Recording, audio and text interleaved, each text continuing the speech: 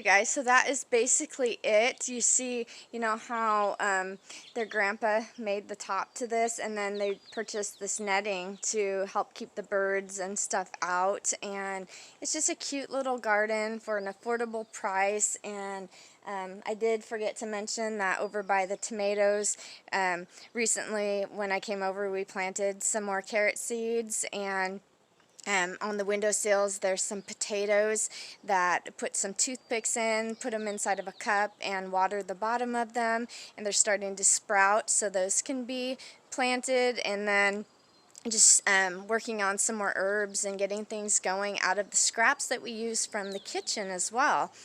So here is table scraps, and here is some celery that we put into some water. We have some carrots, which in the garden we actually had some that started to grow out the top, and you can start to see some right here, and they should produce some flowers and then some seeds for some good carrots. Have some tops, or well, bottoms to the romaine lettuce. I don't know if that's going to take or not.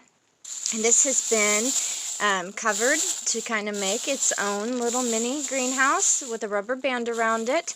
And then we have one with potatoes in it. And then we have some onions from the bottom of an onion again. And here is some lemon verbatim little snippings that I did and planted it in here so that we can make some more little plants.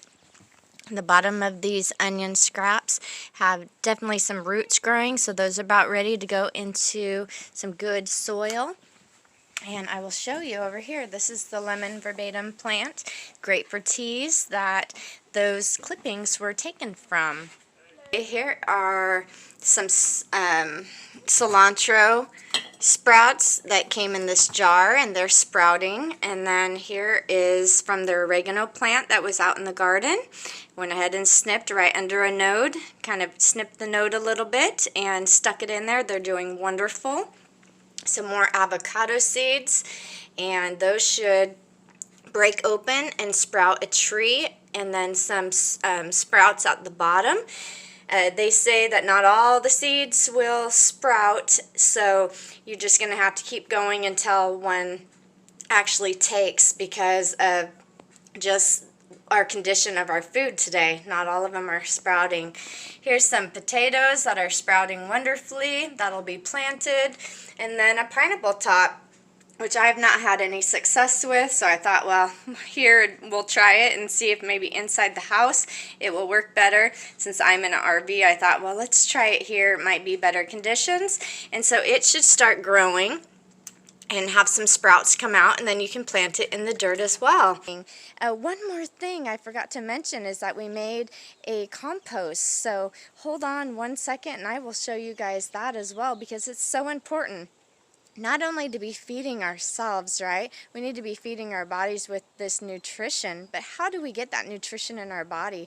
We need to be feeding our seeds, giving them the proper nutrition in order to grow. And so making your own soil, compost, and the tea, fertilizer tea is something that is very easy to do, and it will help your plants to feed you.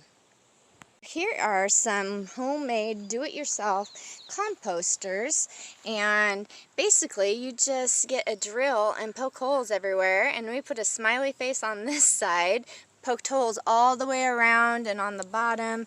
Might need to add some more. We didn't want too big of holes because of the fact that we don't want a lot of bugs in, and we want to make sure that it doesn't dry out. And there's our heart, because everything starts from the heart, and that is where our divine love and light is. That is where the divine lives within us. And basically, you have your compost from your kitchen scraps to put in here, and you use a 3-to-1 ratio. And so the food from your kitchen, your fruits and your vegetables, and then you have 3 parts. You want dried leaves or twigs and such like that. Also good to use some horse manure, some people use cow manure for your mix, and it really helps out. And they also said that you can add some cardboard, which I don't like to do because, you know, all the stuff they put in to the cardboard and such. So I want to keep things as pure as possible. But you can use different types of ashes from the fire, and so that makes it really nice. So right here is a another composter, and it made holes all the way around the top, as many as possible. And it's the same idea where it's a 3-to-1 ratio, where it's you're going to poke holes in the bottom of this bucket, and then you're going to have a T at the bottom.